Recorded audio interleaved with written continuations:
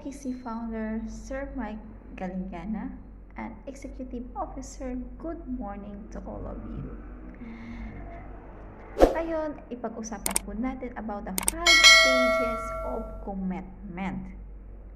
So, what is commitment? Bakit? What is commitment? It's a powerful world is commit of something to place of if ever it is an object. So there's a deeper reason what you have to promises. Kaya napaka-importante ang commitment to others. Ito ay nagpapatupad ng ating pangarap kasi to commit to yourself.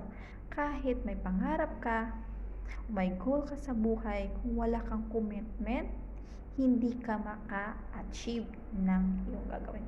So, meron tayong 5 commitment, stage of commitment. Una is visualize. It means is a visualize is something if you look for the future or your daily to make visible sa ating paningin. So, it means nag-visualize. Araw-araw, kailangan visualize natin sa araw-araw. Ito yung future para sa atin. Para sa self natin. Sa family. Kailangan visualize mo yung sarili mo. Sa family mo. Kung anong gusto mo sa family mo. Family yung dream, network, incentive, travel, and the company. Ano bang gusto natin sa sarili mo? Ano bang gusto mo sa sarili mo? It means you want to achieve your goal. Right? To make it visualize. Kailangan i-visualize mo yung sa sarili mo. Ito yung kung paano mo iharap yung ating buhay. Kung ano iharap mo. Kung paano. Ano bang gagawin mo sa buhay mo. So, ano yung vision natin sa sarili mo? Anong vision mo sa sarili mo? Magkakaroon ka na ba a good health?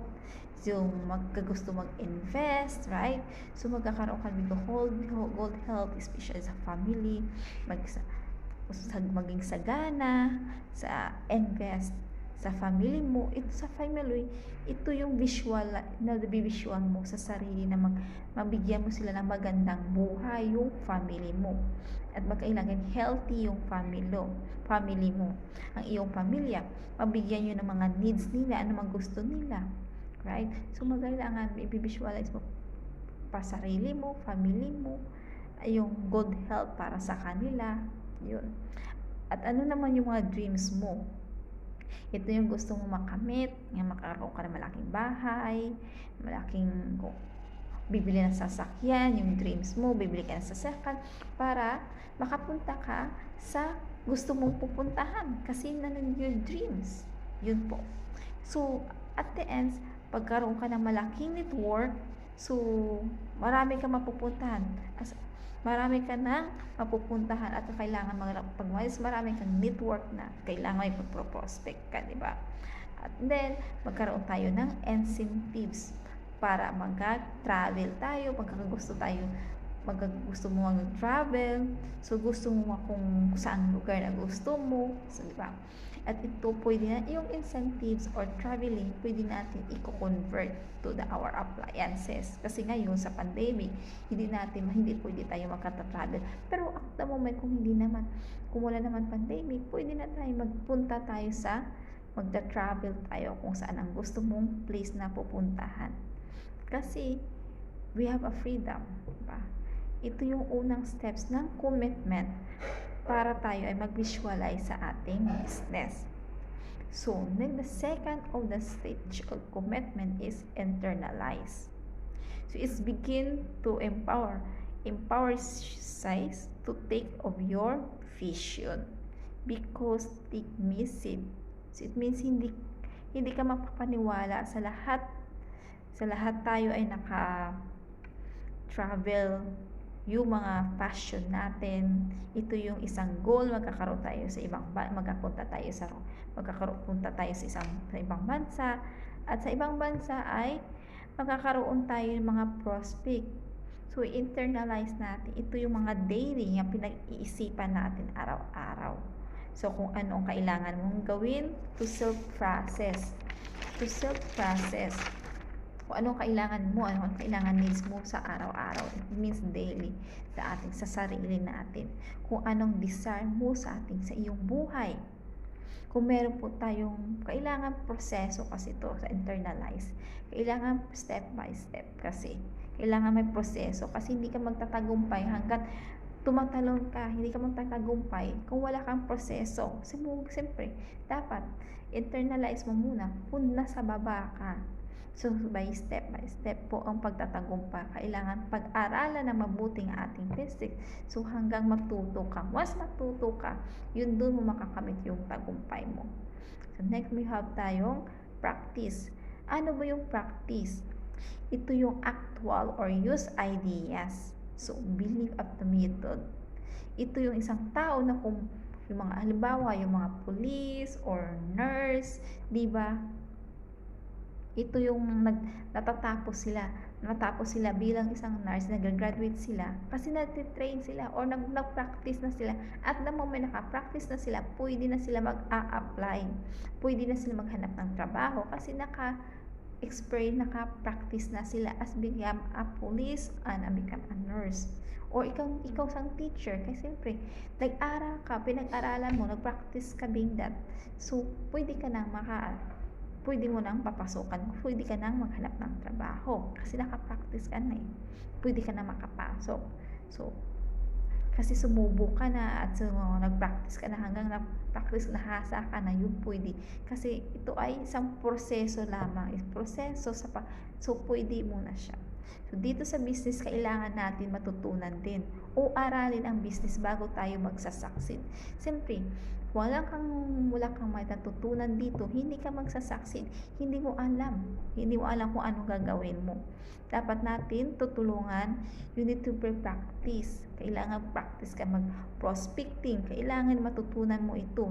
Need to practice nga kaibiganin mo ang mga kaibiganin mo sa Facebook. Kaibiganin mo sila. So, inviting, ito yung mga inaayayahan mo sa mga makakilala mo na invite natin. Yung nakakilala natin, kailangan paghandaan mo rin. So, isiset mo yung kung anong araw kayo magkita, kung kailan kayo mag-usap, o kailan kayo magsiset, o pwede kayo magkita by phone, in social media, o mag-message lang kayo by phone, talk by. So, presenting, ito yung ipapresent natin na opportunity sa ating i-invite. So, walang silbi ang ating presenting pag wala tayong prospect. So, pagdating sa isang leader ng prospect to invite, dapat meron kang i-prepared to present. Prepared ka sa kanya. Kasi magtanong yung prospect mo, kung ang wala kang i-present, wala kang alam, so, hindi mo sila mapa-join. Kasi kailangan, kung mag-present ka, we have make it sure merong lahat. Meron kang present pakita sa yung profile ng company, mga products. So, 'di ba? Yung BOD, yung mga name ng products, kailangan maipe-present ka sa kanya sa iyong prospect. Dapat na-invite mo, tapos ka ng presenting, dapat marunong ka maging closing. Kung paano mo sila maging close bilang isang presenter. So, dapat meron kang maging practice dapat alam mo kung paano ka mag-close deal sa tao na ipipresent mo. At tapos mo muna mag-closing, dapat iti-training mo kung ready na ba siya at saka should be ready to objection sa mga tao na ini-invite mo. Kasi mga tao, daming itatanong yan or marami ka na mga objections silang masasabi sa'yo kasi bago pa sila, hindi pa nila alam. So, you make be ready na ikaw ay maging sa mga objection nila. So, dapat alam mo sumagot kasi ang mga ini-invite mo, marami silang itatanong kung ask mo siya. So, kailangan mo, pwede mo siyang, at saka i-ask mo rin saya kung kailan available niya nga magti-training siya. Magti-training siya ng NECO, ECO, Easy App, products, at technical training. So, kailangan yung mga bago nito, iti-training sila. So, kailangan mag-training. Tanungin mo muna sila. So, So, always be ready yung mga objection sa ating pagdating sa prospect.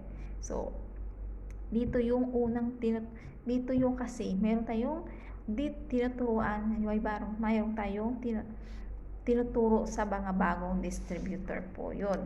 Okay? So, kailangan sa mga bagong distributor, meron tayong itinuturo sa kanila. Next, we have achieve. Ano ba yung achieve?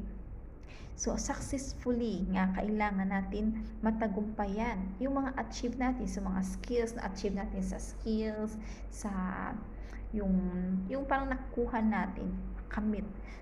To is objective is a matter of time. So, ito yung mga na-achieve mo yung pangarap mo to become example. Kung ano bang pangarap na achieve mo, example, kung ikaw isang empower consumerism, ikaw isang dito na sa empower consumerism, na-achieve mo na yung pangarap mo. So, pero ang saya lang na kasi na-achieve mo na, nakuha mo na ang gusto mo. So, pag mababaw ang commitment mo, mas mabagal yung pag-asenso mo dito. So, hindi kasi, ang pag-asenso, hindi agad-agad makukuha. Maraming pang rejection nga mararanasan natin at maraming pang mga objection sa mga prospect natin kasi hindi ang pangarap, hindi basta-basta agad-agad makukuha. Ito ay padahan-dahan muna. Marami para na tayo maranasan, madadapa muna tayo hanggang natin marireach yung pangarap natin. So, at depende sa tao mga commitment niya sa sarili niya.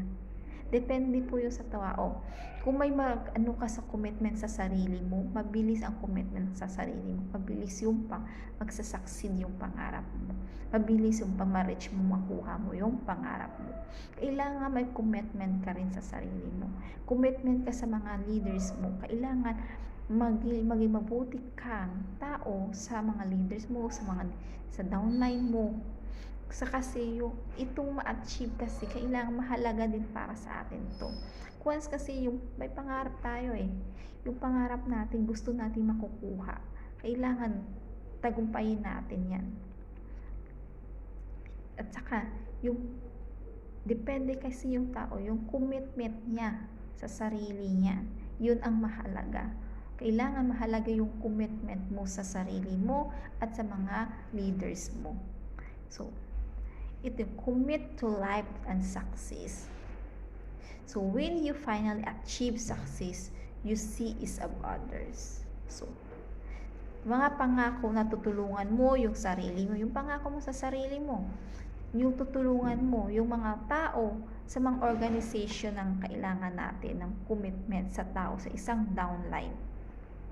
Kailangan may commit ka sila nga, may tutulungan mo sila. Tutulungan mo silang umangat, pero hindi ka nga ikaw magpupuri as in ikaw na lang magbigay ng bigay. So kailangan tulungan mo sila nga aangat din para yung sarili nila tutulungan din nila. Kailangan mo commit sila ng tutulungan sila yung isang bagay ng commitment sa atin. So yung need natin mag-build as a leader sa organization na ito. Ito yung pangako na tutulungan natin sila, yung mga organization natin.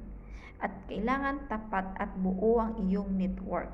Kailangan sa isang network, honest, be humble sa isang network. Kailangan tapat sila sa'yo. As a leader, kailangan tapat ka sa mga downline mo. Ikaw ang isang nag-build niyan, kailangan buo ang loob mo. At sa mga downline mo para may tiwala sila sa iyo. You commit to life and you commit to success. Is to create more stories, success stories in your organization. Yes, true. Dahil mas marami kang matutulungan, mas maraming magtagumpay. Mayroon silang magandang negosyo para mag-succeed ang organization. Siyempre, kailangan may natutulungan ka. Once na-succeed ka na, marami kang natutulungan, marami din magtatagumpay. Once yung leader, as you are a leader, kung marami kang natutulungan sa organization mo, lahat-lahat po kayo ay magtatagumpay. Hindi lang ikaw ang magtatagumpay. Lahat kayo mga organization mo, once na kayo magtulong-tulungan, kailangan committed ka sa sarili mo, o lahat mga downline mo, mga leaders mo, your organization, nga magsama-sama kayo biang pagtulong-tulungan nyo, maging success kayo. Lahat-lahat po kayo, hindi kayo as in walang pahila-hila pababa. Lahat po kayo maging sa success. Lahat kayo, hindi kayong walang isang tao na papababa. Depende sa isang tao na gusto niya lang kung wala siyang committed sa sarili niya. Kung kahit anong tulong mo sa isang tao, kung wala rin niyang committed sa sarili niya, hindi mo yung wala kang kahit anong tulong mo sa kanila at lahat ibinuhos mo, pero yung isang tao mo, yung downline mo, kung walang committed, walang mangyayari.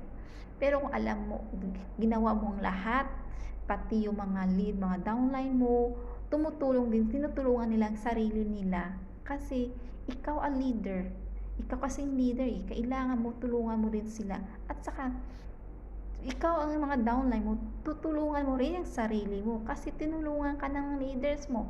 So kailangan sabay kayong lahat-lahat magtutulungan para magsasucceed yung organization nyo. Kayo din ang kumbaga sa kamay nyo rin ang tagumpay. Yung kamay, sarili nyo. Kumbaga sarili mo magtatagumpay, hindi sa ibang tao. Hindi magtatagumpay ang ibang. Kahit anong tulong ng ibang tao, ng leaders mo, kung ikaw walang mangyayari. So, dito, kailangan to be succeed, committed ka sa sarili mo, ma-achieve mo yung pangarap mo, positive-minded ka, kailangan training, kailangan memorize mo lahat, memorize mo dito, practice lang sa lahat ng mga yung NECO, ECO, Easy App, memorize na ito. At saka yung mga yung mga how to prospecting, inviting, mahalaga po ito para sa ating pangarap, maging tagumpay tayo. So, thank you so much and good morning, Easy Partner to all over the world. I'm your Coach Ria, ng distributor ng Team Barin. So, see you my next presentation.